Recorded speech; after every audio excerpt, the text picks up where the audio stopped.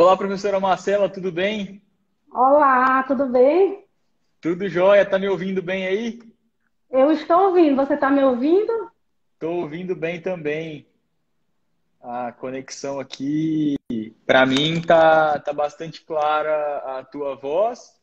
O vídeo tem hora que dá uma leve embaçadinha, mas estou conseguindo ver a imagem na tela aqui. Como é que tá para você aí? Tá tudo bem. Pessoal, boa noite. Eu gostaria que vocês me sinalizassem se estão ouvindo, se está tudo bem, tá legal a transmissão para vocês.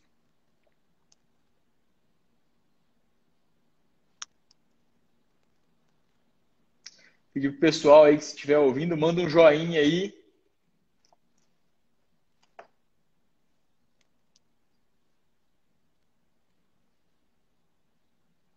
Sim, normal, Leonardo. O Leonardo compartilhou um post lá. Não o conheço, Leonardo, mas obrigado pelo compartilhamento do post lá.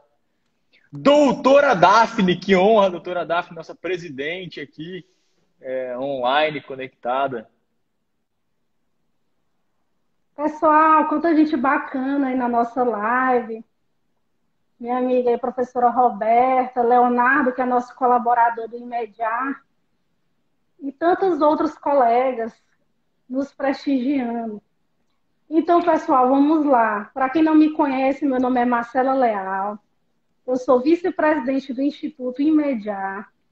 E nós estamos dando sequência à nossa série de lives, hoje com o nosso ilustríssimo amigo, professor Guilherme, que prontamente nos atendeu para falar desse tema tão interessante, que é a atuação do advogado na autocomposição.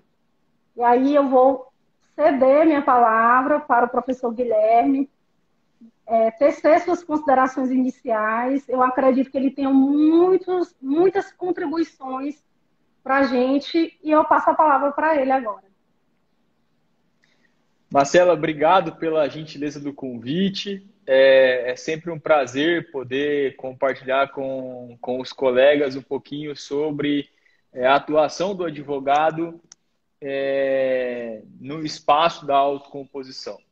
E antes da gente entrar no tema, eu gostaria de pedir para os colegas que estão na live aí, para os colegas que são advogados, para que você clique na parte de baixo aqui do seu Instagram, tem um aviãozinho aí, e você envie essa live para advogados que você conheça, advogados que atuam com um olhar para o ser humano, que atuem com um olhar para a autocomposição, que você possa, então, compartilhar com essas pessoas essa live para que mais pessoas sejam beneficiadas desse movimento que o Imediarp está fazendo no Piauí e aqui em rede social sem fronteiras, né, professora Marcela? Então fica aí o convite para os colegas que estão na Perfeito. live para que eventualmente convidem outros colegas na parte de baixo aqui. Então, professora Marcela, obrigado mais uma vez pelo gentil convite. O tema nosso de hoje, como a professora Marcela comentou, é a atuação do advogado na autocomposição. E vejam, a atuação do advogado na autocomposição nunca esteve eu vou usar a palavra moda, mas entendam, né? Tão em moda ou tão em alta, eu acho que alta é uma expressão mais adequada, nunca esteve tão em alta como está agora. Hoje, com esse cenário todo do vírus, do Covid-19, a gente vê que os advogados estão olhando mais para a autocomposição, olhando mais para as negociações, para as mediações, como forma de poder entregar aos seus clientes as soluções de disputas, soluções das demandas. E isso é um movimento que tem sido feito de maneira não só por uns ou outros profissionais, mas também de maneira institucional, como, por exemplo, a OAB de São Paulo, a OAB do Rio de Janeiro soltaram notas técnicas fomentando a autocomposição. Eu, professora Marcela, tomei a liberdade de anotar alguns pontos aqui para essa conversa de hoje, inclusive alguns compartilhei contigo previamente, Bom, basicamente, o primeiro ponto que quero colocar é que o advogado ele é um resolvedor de problema por excelência. Hoje pela manhã falava com o pessoal do curso de administração da USP e falávamos sobre a função do administrador também como um gestor e como um resolvedor de problema por excelência. Vejam, na prática, o que mais o profissional do direito, o que mais o operador do direito faz é cuidar das boas soluções das disputas, das boas soluções de conflitos. E a mediação, ela é uma... Sei que muitos aqui já têm contato com a mediação, por isso que me seguem, por isso que seguem o Instituto, o IMEDIARP. A mediação ela é uma metodologia científica, internacionalmente validada, que auxilia as pessoas efetivamente na solução de disputas, de conflitos. Olha, a Ana conectou aí, Ana de Ribeirão Preto. Ana, bem-vinda à live. E, naturalmente, o sistema de justiça, eu gosto muito de comparar o sistema de justiça como um grande hospital de relações sociais. Um espaço em que as relações sociais são colocadas para serem cuidadas, para serem ali zeladas. E a mediação vem como uma ferramenta para implementar e cumprir esse objetivo principal de zelar e cuidar das relações sociais. Um ponto muito importante, professora Marcela, que separei aqui, são basicamente quais casos podem ser encaminhados ou devem ser encaminhados para a autocomposição. É necessário que o advogado, o profissional que cuida do caso concreto, que ele faça ali um filtro, que ele verifique as características, né, do caso concreto, ele cheque ali qual é a natureza da disputa, quais são as peculiaridades do caso, para que ele possa entregar, então, uma solução de conflito mais adequada para o caso concreto. E aí eu penso que vale muito nós nos lembrarmos da lei da mediação. No artigo 3º, diz que pode ser objeto da mediação aqueles conflitos que versem sobre direitos disponíveis, aqueles direitos que naturalmente é possível abrir mão, né? E também aqueles direitos indisponíveis, que admitam transação. Aqueles direitos que naturalmente não se pode abrir mão, não se pode dispor, mas que se pode negociar. E um exemplo claro disso são, por exemplo, os casos de pensão alimentícia, né? Que a gente trata lá, por exemplo, de direitos indisponíveis, mas que são transigíveis e as pessoas negociam os alimentos com frequência. Então, vale dizer que nesses casos em que a gente estiver diante de um conflito que envolveu um direito indisponível, mas transigível, a gente tem algumas características especiais que a lei da mediação, a lei 13.140, trouxe, que o legislador trouxe para esse espaço, que é, naturalmente, lá a homologação judicial exigida a oitiva do Ministério Público. Hoje a gente vê, professora Marcela, que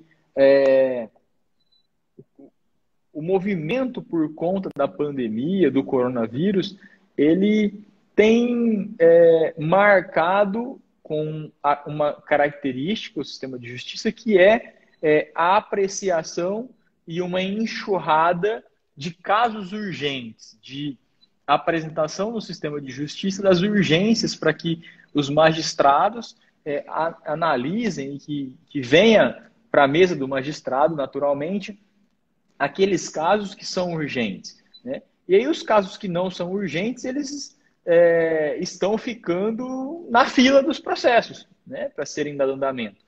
A gente tem uma característica que é comum, a característica da morosidade do judiciário. Hoje a gente tem, por exemplo, os dados do Conselho Nacional de Justiça, os dados mais recentes que nós temos, indicam que, basicamente, na Justiça Estadual, e eu trago aqui a referência da Justiça Estadual por ter a competência residual, dura em média 2 anos e 1 mês um processo.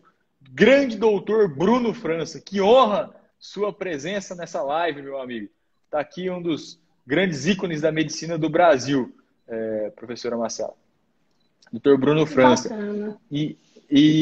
Então, a gente tem lá que o CNJ nos mostra que basicamente dura em torno de 2 anos e um mês um processo judicial de conhecimento na Justiça Estadual com a média nacional. Bom, e aí naturalmente esses outros casos ficam na fila, né? E aí, diante disso, a gente vê uma oportunidade, e eu penso que isso foi o que motivou essa nossa oportunidade do advogado atuar efetivamente num espaço de autocomposição. E eu penso, doutora Marcela, aqui, para a gente colocar aqui um ponto muito importante é como é que o advogado vai começar.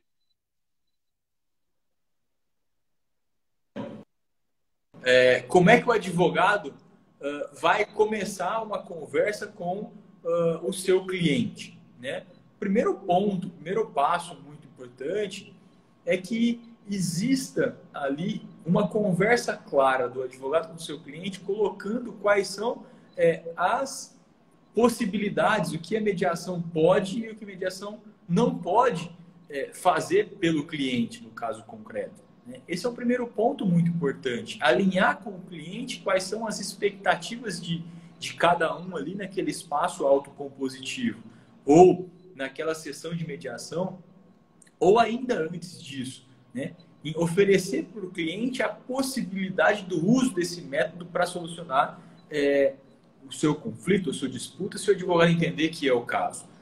E aí a gente passa por, naturalmente e automaticamente, o advogado conhecer as abordagens autocompositivas, ou conhecer minimamente como funciona um procedimento de mediação, quais são as etapas de um procedimento de mediação, desde lá a declaração de abertura feita pelo mediador até a conclusão de uma mediação que pode se direcionar e se encerrar com um termo com acordo ou um termo sem acordo, né? E o advogado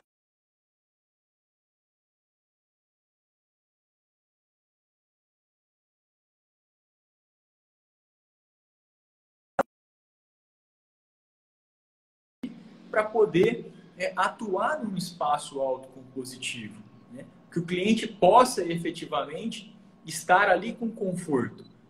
Eu costumo dizer nas minhas aulas, professor Marcelo, que quando nós conhecemos o que vai acontecer, o nosso medo, a nossa preocupação, ela tende a diminuir, né? Porque a gente tende a ter a sensação de que nós podemos controlar alguma coisa. Né? Sempre que existe um cenário, um contexto em que está sob nosso controle, a gente tende a estar mais confortável. E uma das formas do advogado fazer isso com excelência é explicar para o seu cliente, minuciosamente, com detalhe, como funciona o procedimento da mediação, né? Então, explicar com clareza a mediação, o seu procedimento. Um outro ponto bastante relevante, e se Marcela quiser me interromper em algum momento, fique muito à vontade. Doutor Guilherme, deixa eu só fazer uma testagem. A conexão melhorou? A conexão com a internet? Melhorou sim. Para mim tá...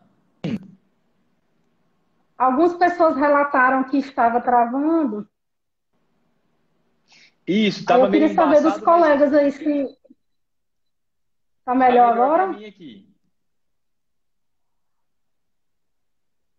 E a Sara Rejane anotou aí que tá melhor sim. Então, um outro ponto bastante Doutor importante... Guilherme, deixa eu só fazer uma colocação. Claro. Registrar aqui a presença da doutora Sara, que é presidente da comissão de mediação aqui da OAB Piauí. Doutora Betina também, que é da comissão. E assim... E, doutora Marcela, tô vendo que a responsabilidade só aumenta aqui agora, hein? Isso. Que alegria tem uns ter colegas ilustres. Aqui.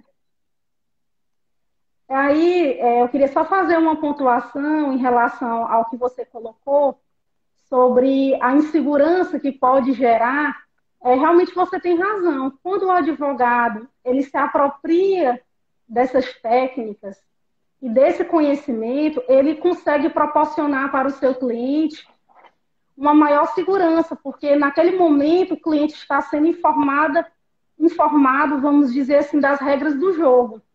E tudo passa a ficar mais claro. E sempre que eu falo sobre esse tema, eu gosto de mencionar um professor lá da Bahia, que é o Ricardo Goretti. Não sei se você conhece esse pesquisador.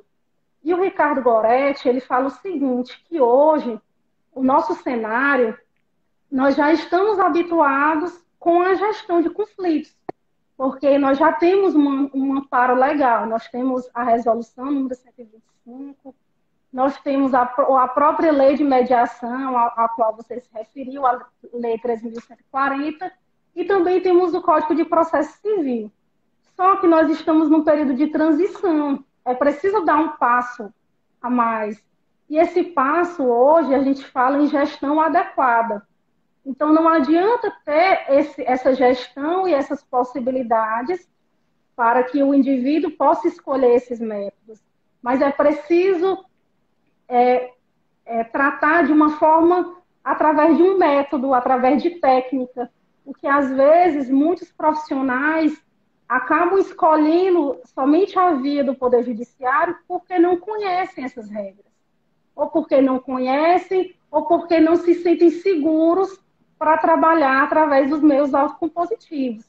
Então, nesse sentido, nós, enquanto advogados, ainda que a gente não tenha o interesse de ser um mediador, ninguém está falando aqui que todos devem ser mediadores, mas o advogado hoje precisa trabalhar, precisa desenvolver essa competência da negociação, da mediação e desses métodos autocompositivos.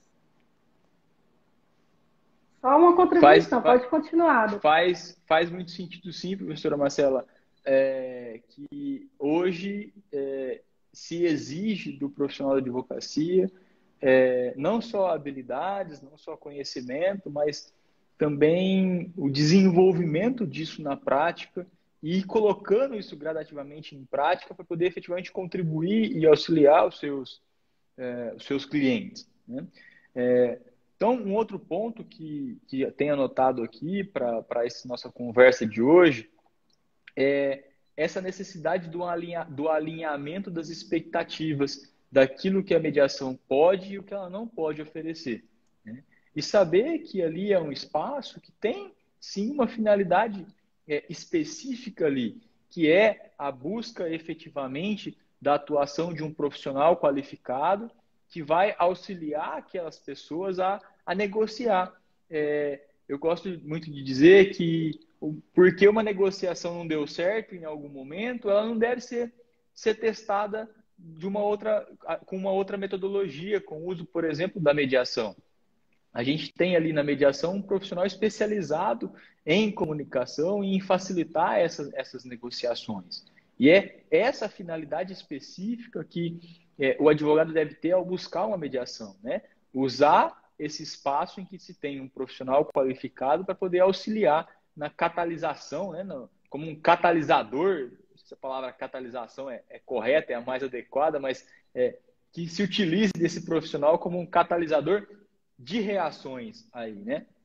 Um outro ponto bastante importante é que no planejamento feito pelo advogado, antes de levar o case para mediação, que o advogado identifique quais são os riscos, quais são... Doutor Diógenes, que honra a sua companhia aqui na live, doutor Diógenes do Paraná, está aqui conosco na live. Então, que o profissional da autocomposição, que ele faça aí uma análise prévia, que no planejamento dele, ele verifique quais são os riscos, quais são os custos, por exemplo, das possíveis perdas de oportunidade que esses profissionais ou que as próprias partes podem ter ali com o processo judicial. A gente sabe que, em muitos casos, o andamento de um processo judicial ou a demora na solução de uma disputa através de um processo judicial no mecanismo tradicional tende a gerar perdas de oportunidades. Por exemplo, imóveis travados dentro de um processo judicial que não se pode ali vender, negociar, ou ainda determinadas ações que estão ali, que num momento como esse, por exemplo, de volatilidade do mercado, quanto dinheiro não se perde com patrimônio bloqueado, por exemplo,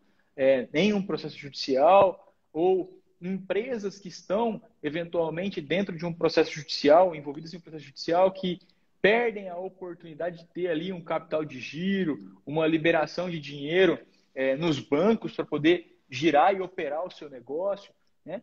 Famílias que eventualmente podem ser ali impactadas na sua composição, na sua organização. Eu sou um exemplo Desgaste disso. emocional, né? O desgaste emocional, os custos financeiros, os custos emocionais, né? O meu contato com a mediação vem daí, de um processo de família que lá atrás, há muito tempo, não foi resolvido pela mediação, não se tinha mais Natal, Ano Novo como era antigamente, até o ajuizamento dessa ação dentro da própria família. E aí eu sei quanto isso custou para mim, para os meus familiares, para o distanciamento de tias que para mim eram muito queridas e que depois do ajuizamento da ação a gente não teve mais contato. Depois acabei perdendo uma tia que veio a falecer, alguém que para mim era muito querida mesmo. E aí, por conta desse cenário todo, houve uma série de perdas, perdas irrecuperáveis, que jamais eu vou poder ter a companhia da minha tia de volta em Natal e Ano Novo e um monte de momento que para mim era relevante ter ela ali na minha companhia, alguém que eu tenho certeza que me amava muito, mas que por conta da demanda judicial, as relações foram distanciadas.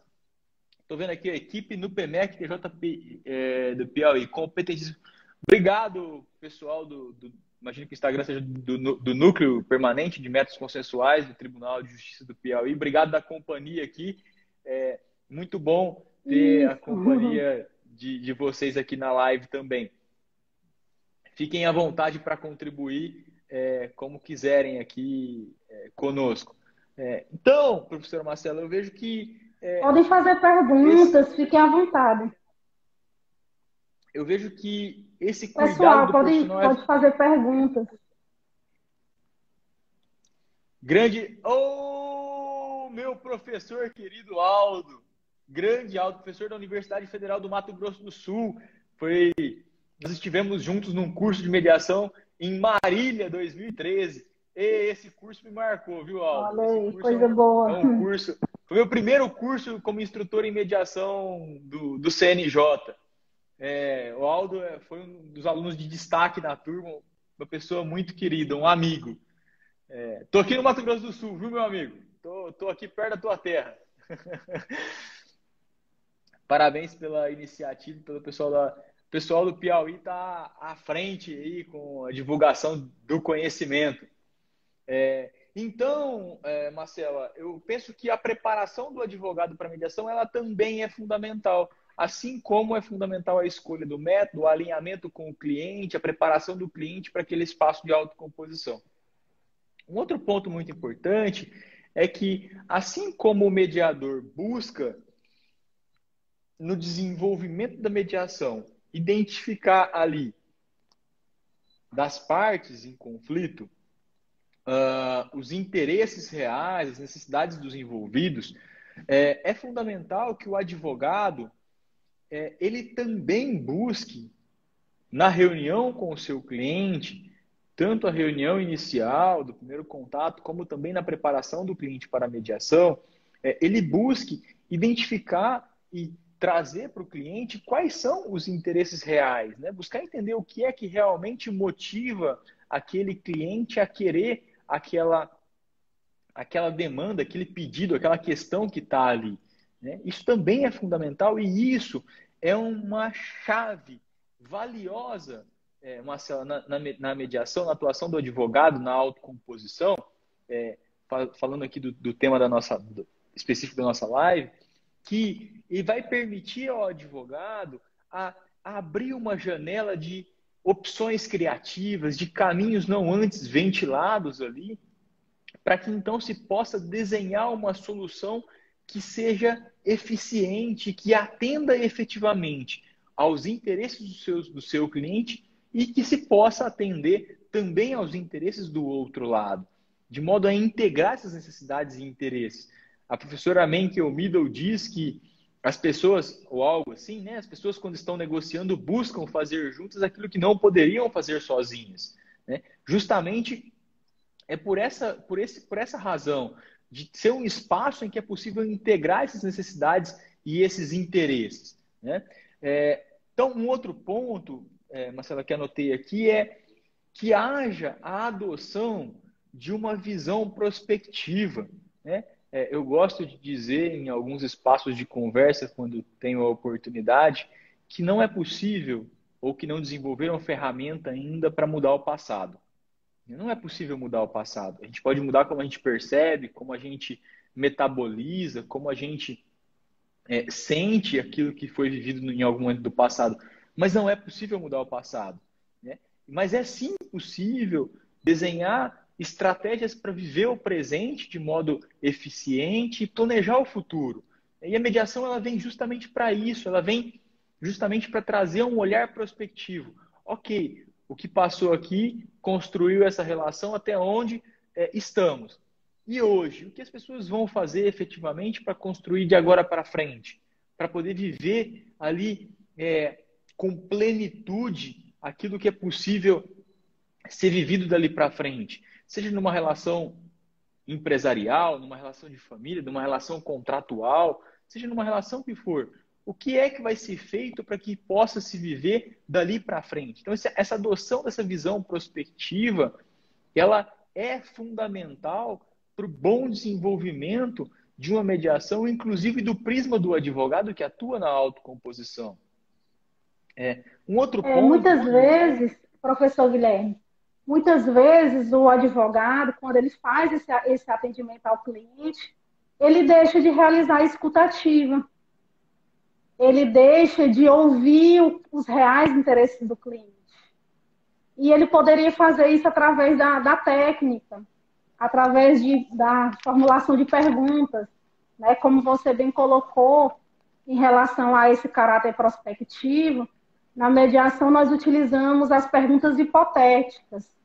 E essas perguntas hipotéticas, elas têm por objetivo fazer essa projeção para o futuro, né? Você, como advogado ou como gestor de conflitos, você pode perguntar para o seu cliente como é que você se imagina daqui a 5 anos, como você imagina que seria o futuro do seu filho, se você preferir, por exemplo, a convivência do seu filho com o pai, com o genitor.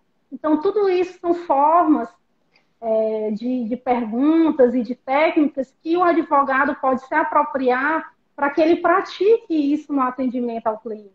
Isso é muito importante, que muitas vezes o advogado não faz, deixa de reunir informações importantes porque ele simplesmente só está preocupado com a legislação, com o amparo legal e deixa de considerar esses interesses mais íntimos do seu cliente.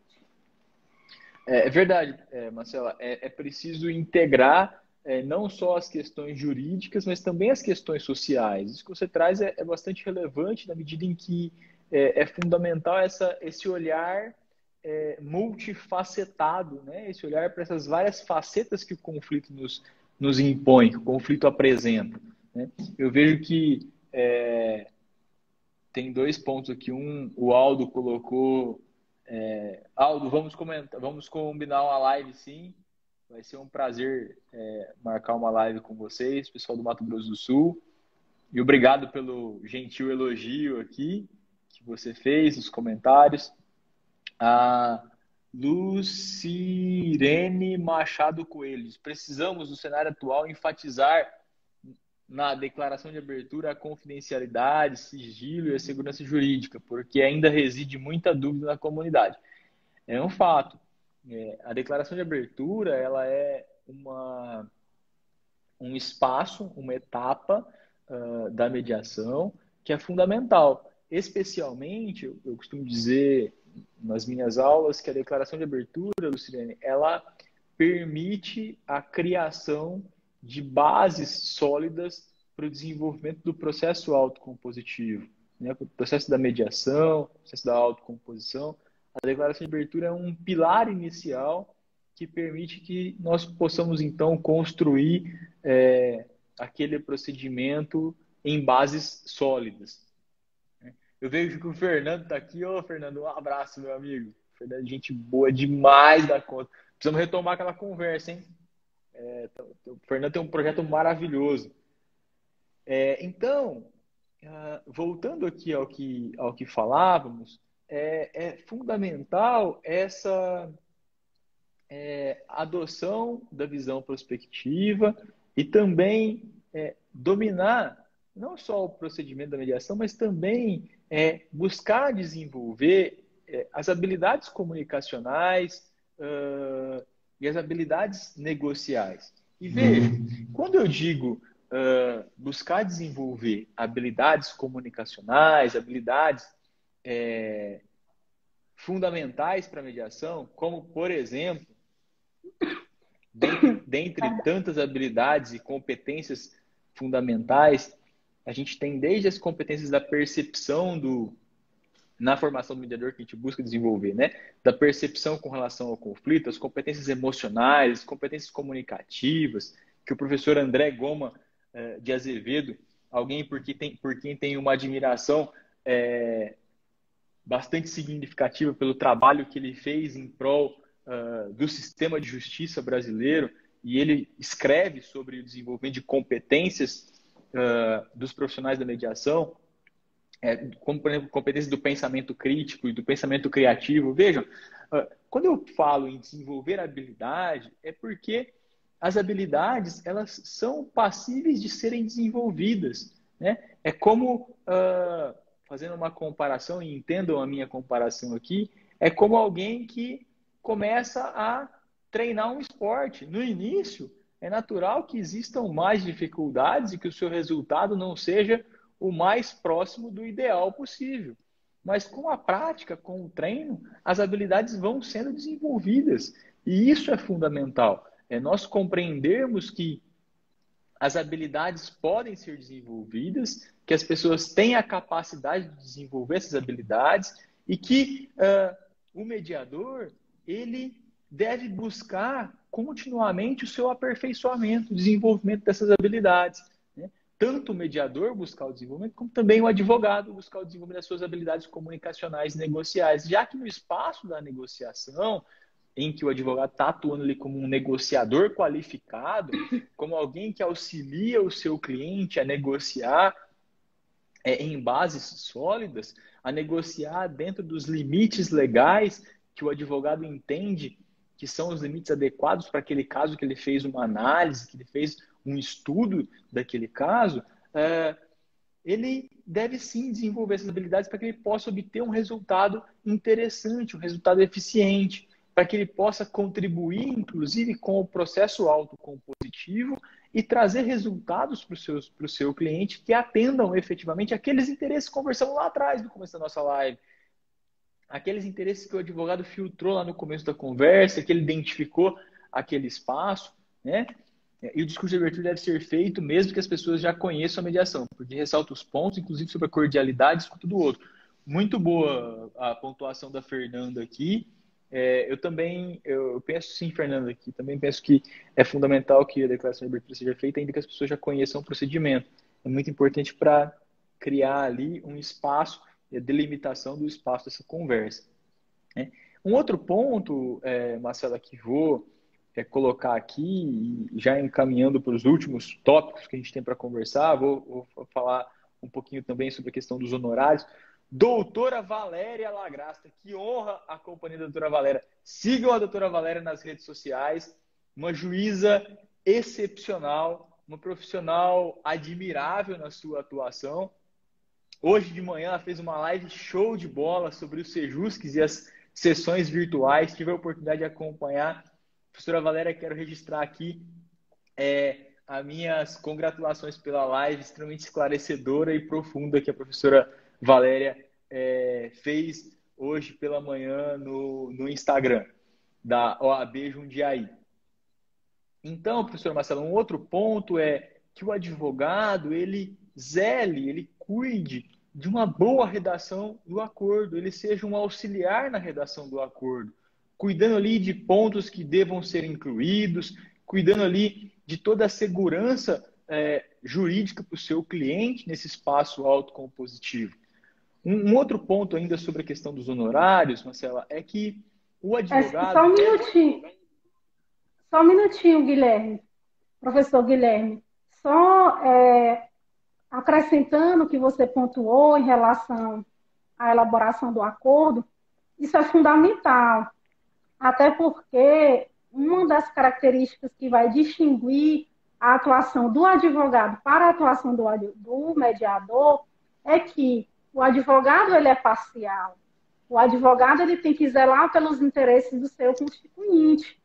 E nesse momento, principalmente quando da elaboração do acordo, o advogado é que vai proporcionar essa segurança jurídica, né, para o seu constituído, e o advogado vai possibilitar a concretização de um princípio, que é um princípio muito caro à mediação, que é o princípio da decisão informada. Esse princípio, ele significa dizer que a parte, ela precisa estar consciente, ela precisa saber de tudo aquilo que está acontecendo durante o procedimento. Então, isso o mediador tem esse dever de informar, até porque ele assume um compromisso pelo Código de Ética, que ele precisa informar, mas o advogado também tem fundamental importância, porque o advogado vai esclarecer os pontos da área jurídica, as implicações legais, porque muitas vezes um acordo é um compromisso, geralmente tem repercussão pecuniária, tem repercussão no mundo dos fatos jurídicos, e aí o advogado precisa dar essa segurança, precisa informar o que é que aquela pessoa está fazendo ao aderir àquele termo de acordo. Até porque, se o mediador, naquele momento, mesmo que ele seja advogado ou tenha conhecimento jurídico, né, como muitas vezes acontece, existem muitos colegas mediadores que são formados em direito, mas é importante esclarecer para os demais colegas que naquele momento o mediador está desvinculado da sua profissão de origem. Então, vamos supor, um mediador que seja advogado. Quando ele estiver atuando como advogado, ele não pode prestar esclarecimento jurídico. Quando ele está atuando como mediador, ao passo que o advogado não. O advogado tem esse compromisso de prestar essas informações legais.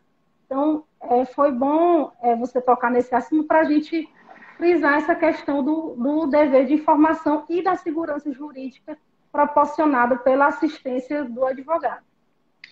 Marcela, se me permite, eu penso que é bastante importante a gente trazer uma expressão aqui, que é a expressão que existe uma limitação ao mediador, que é dar orientações, né?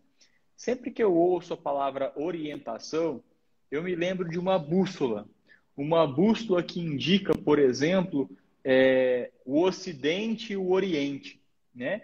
Então, orientar vem de indicar uma direção, né? E indicar uma direção é vedado ao mediador. E existe, sim, uma linha muito fina entre orientar e esclarecer, né? Eu gosto muito de buscar a origem das palavras, né? E o esclarecer vem de trazer luz, trazer claridade, né? Então, esclarecer sobre determinados assuntos, determinados pontos, eu particularmente não vejo problema o mediador trazer esclarecimentos, né? Trazer luz sobre determinados assuntos, inclusive trazer os advogados para esclarecer questões jurídicas ali naquele espaço autocompositivo. Mas é muito importante, Marcelo, que o mediador se atente para que o esclarecimento dele não seja uma orientação, para que ele não seja ali parcial, tendencioso, né? E para que ele se mantenha neutro em relação àquela disputa, àquela demanda. E vale lembrar que quando, dentro do Código de Ética da Resolução 125, quando o Código de Ética da Resolução traz sobre a neutralidade, ela diz respeito à neutralidade em relação ao conflito. Ou seja, o mediador, com relação àquele conflito, ele é neutro. né? Porque neutralidade com relação ao indivíduo, eu costumo dizer que neutro só detergente, e ainda É assim difícil. é aquele amarelo e tem cheirinho ainda, né? Eu gosto de dizer sempre isso, né? Então, ninguém é neutro 100%. Todos nós temos nosso conjunto de crenças, de valores, de princípios, a nossa formação, enfim, da realidade, da cultura em que cada um se desenvolveu. Então, é muito importante ter esse zelo, esse cuidado. E é sim função do advogado orientar o seu cliente.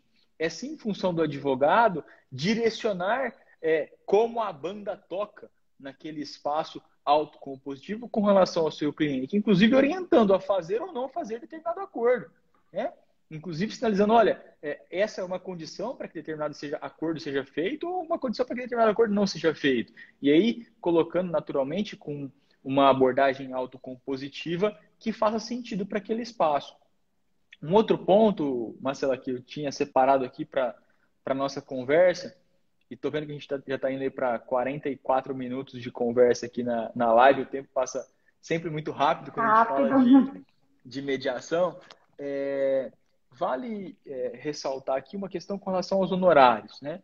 E aqui aos colegas advogados que nos acompanham, já vi que tem alguns vários colegas advogados aqui, vale lembrar lá do tão querido artigo 48 do Código de Ética e Disciplina da OAB, né? E o artigo 48 nos sinaliza que o advogado não deve, né, que é vedado ao advogado ali reduzir os seus honorários pela solução por um procedimento autocompositivo, procedimento extrajudicial, né? Isso é muito importante, que o advogado, que haja a compreensão que o advogado ele é, por excelência, um profissional da solução de conflito. A função do advogado é basicamente auxiliar as pessoas a resolver o problema delas, né? E aí, os honorários devem ser cobrados naturalmente, e é isso que nos sinaliza, inclusive, o artigo 48 do Código de Ética. Os honorários devem ser cobrados pela solução da disputa, independente de usar a via da judicialização, ou a via da autocomposição, a via judicial ou a via extrajudicial. E isso, inclusive, ou próximo disso, é o que a nota conjunta da OAB São Paulo, a nota técnica da OAB São Paulo, pontua para a gente, né? Sinalizando que diante desse cenário de pandemia deve ser estimulado pela advocacia o uso da autocomposição, em especial por conta daquele ponto que comentamos no começo da nossa conversa, da possível enxurrada de demandas no judiciário, esse momento em que naturalmente estão sendo apreciados com mais ênfase os casos urgentes, e aí naturalmente a advocacia, por uma questão de estratégia de atuação, vai buscar trazer à tona ali para o judiciário quais são os casos urgentes, e os casos que não são tão urgentes assim vão ficando na fila, alongando e delongando ainda mais os tempos de solução das disputas. Então, é muito importante colocar aqui para o advogado que ele cobre ali os honorários compatíveis com o caso, de acordo com aquilo que ele entende que é adequado na avaliação, na análise dele, mas que ele não cobre menos pela solução na via autocompositiva, né? Já que muitas vezes ele vai estar oferecendo uma solução ali mais rápida, ele vai estar oferecendo ali uma solução que entrega às partes controle não só sobre o procedimento da solução da disputa, mas também sobre o tempo de solucionar aquele conflito e também sobre as decisões, né? Eu penso que ter controle sobre as decisões hoje é fundamental, em especial nesse momento de pandemia, que alguns acordos feitos agora, por exemplo, pode ser que precisem ser revistos daqui a pouco, dentro de 6 meses, de 8 meses, de 3 meses, por que não? A gente não sabe qual é o cenário que vem pela frente. Então, renegociações hoje podem precisar ser renegociadas novamente num outro cenário. Se a gente pegar, por exemplo, o mercado financeiro, e aí sei que tem alguns aqui na live que acompanham, pelo menos vi que entrou aqui, que acompanham o mercado financeiro, a gente vê uma alta volatilidade. E assim como no mercado financeiro existe uma alta volatilidade, pode existir também uma alta volatilidade com relação a decisões nesse cenário atual com relação a contratos por parte do sistema de justiça. Isso é natural que aconteça, faz parte daquilo que chamam de regra do jogo, né? Do sistema de justiça. Decisões que talvez a gente vai ter uma posição mais sólida ou mais pacífica, quem sabe daqui a 5, 6 anos, quando alguns casos chegarem nos tribunais superiores, ou torcendo para que seja antes disso, mas daqui a algum tempo, e talvez isso demore um pouco, para que a gente tenha talvez um pouco mais de estabilidade com relação ao cenário de quais são as decisões a serem tomadas, e aí, nesse contexto, se fortalece ainda mais o fomento e as vantagens do uso das abordagens autocompositivas, na medida em que elas oferecem controle sobre, especialmente, as decisões. Num momento como esse, ter controle e ter decisão num tempo célere, num tempo breve, também é fundamental, em especial para o timing dos negócios, né? A gente sabe que em alguns casos, por exemplo, de contratos empresariais ou de questões empresariais, a gente não pode esperar para ver quais serão as decisões com relação a essas questões lá na frente. Sob pena, muitas vezes, de quebrar uma empresa, acumulando-se ainda com todo esse contexto econômico, social, político, de saúde que a gente vive hoje no país. Isso é um fato, independente do que cada um pensa a respeito, isso é um fato. A gente vive uma crise de saúde, política, econômica e social hoje na nossa nação. Assim como o mundo todo vive. Então, hoje, ter controle sobre as decisões é talvez a palavra de ordem num cenário como esse. Penso que basicamente são esses pontos, senhora Marcela, que tinha a colocar aqui, em especial traçando esse panorama geral nesses 50 minutos de papo nosso aqui. Se eventualmente tiver algum ponto que quiser que eu comente, fique muito à vontade. Os colegas que estão nos acompanhando aí na live, se quiserem eventualmente mandar algum ponto. Ô, Sil, tudo bem? A Silmara está online aí. Doutor Guilherme, eu vi que a Cláudia entrou aqui, o Rafa. Ô, Rafa, você tá bom, rapaz? Saudade de você, mano. A Bruna tá perguntando se a live vai ficar salva. O Rafa é meu primo, viu, gente? Oi. A live vai ficar salva. Eu gostaria de dizer para você, meus amigos, que a palavra de ordem é reinventar. Eu acho que todos os profissionais estão passando por essa reformulação de competências, de habilidades, e com o profissional da advocacia não vai ser diferente. Como o professor Guilherme colocou, diante desse cenário de incerteza, de insegurança, por conta dessa pandemia que nós estamos passando, cada vez mais se fortalece o fomento a esses meios autocompositivos. A exemplo dessa nota técnica que foi emitida recentemente pela Comissão de Arbitragem e Comissão de Mediação da Seccional de São Paulo, e também ontem parece que saiu da de Minas Gerais. E nós aqui do Piauí também compartilhamos do mesmo entendimento de que é preciso fortalecer esses métodos, é preciso campanhas educativas para os nossos colegas advogados, para abraçar também essa causa dos meios autocompositivos. E me chamou a atenção na nota técnica uma frase que fala mais algo nesse sentido, que a advocacia resolutiva também é advocacia. Então, o advogado que está atuando com a autocomposição, com a mediação, com a conciliação, ele também está exercendo a advocacia, ele está exercendo o seu mistério profissional da mesma forma que se estivesse optando pelo litígio, que é aquela questão. Hoje, nós trabalhamos com o sistema multiportas.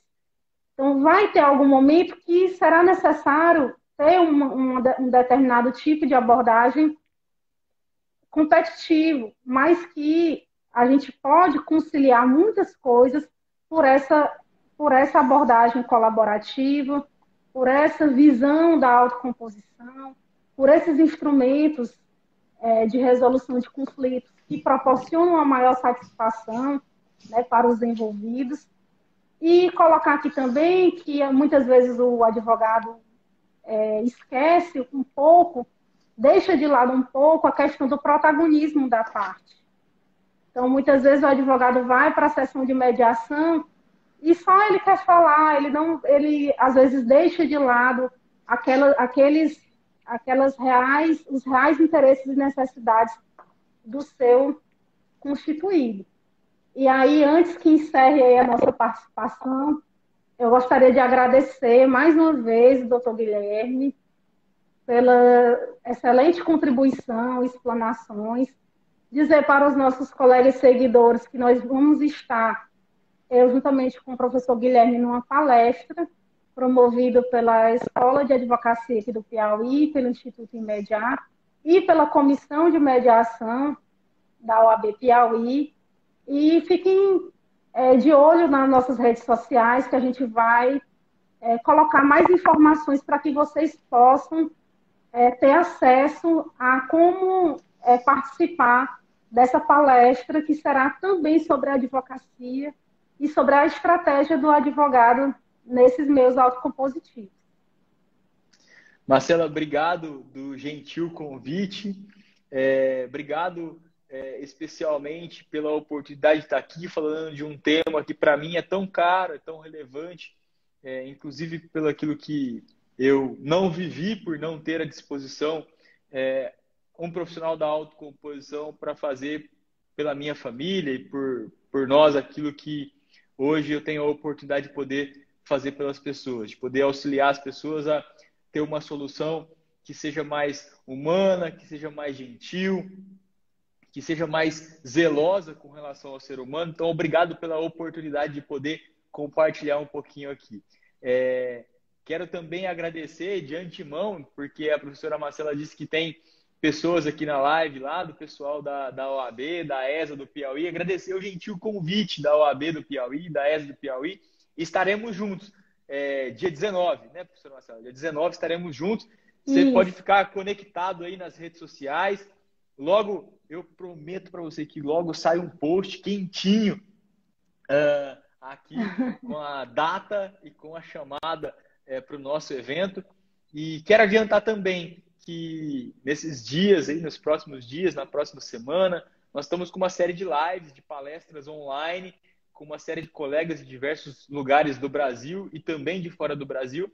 Então, você é meu convidado, assim como da professora Marcela também, tenho certeza, para acompanhar aí o bom desenvolvimento da autocomposição. E eu desejo a vocês um excelente final de dia, que vocês fiquem bem, com saúde, e naquilo que precisar, aquilo que tiver no meu alcance, contem comigo. Que não tiver, se precisar, chama lá que a gente busca um jeito de poder auxiliar também. Espero, então, poder estar à disposição efetivamente de vocês. Espero poder contribuir em outras oportunidades. Fico por aqui, professora Marcela. Agradeço mais uma vez o gentil convite e a companhia de vocês nesse espaço de conversa tão agradável aqui. Deixa de registrar, mas ainda é tempo, registrar a presença da presidente do Instituto Imediar, doutora Lucirene Coelho, que também acompanhou nossa live. Eu percebi alguns colegas da Comissão de Mediação da OAB Piauí. Alguém perguntou sobre como está a mediação aqui no Piauí. Nós entendemos que está avançando bastante. Agradecemos aí também o pessoal do NUPEMEC, que também é parceiro do Instituto Imediar. Sempre nós estamos presentes, fazendo aquela via de mão dupla. Afinal, nós temos muitos objetivos em comum e nós estamos trabalhando muito na comissão de mediação no sentido de divulgar, no sentido de esclarecer para os colegas. Fazemos muitas atividades em instituições de ensino também, porque entendemos que essa aproximação com os estudantes é de fundamental importância para que eles tenham acesso, ainda dentro da academia, sobre esses novos institutos que estão cada vez mais consolidados. E eu só tenho a agradecer a todos, registrar essa live como muito produtiva. Temos muitas coisas ainda para falar, e já fica o convite para no dia 19 de maio, às 19 horas, estarmos juntos numa live pelo aplicativo Zoom, e que é uma parceria com a ESA e o Instituto Imediar. Então, todos fiquem ligados que nós vamos divulgar todas as informações, e só agradecer novamente ao professor Guilherme. Obrigado, Marcela. Tchau, tchau, pessoal. Obrigada. Bom final de tarde para vocês, gente. Obrigado pela companhia aqui. Um abraço. Um abraço.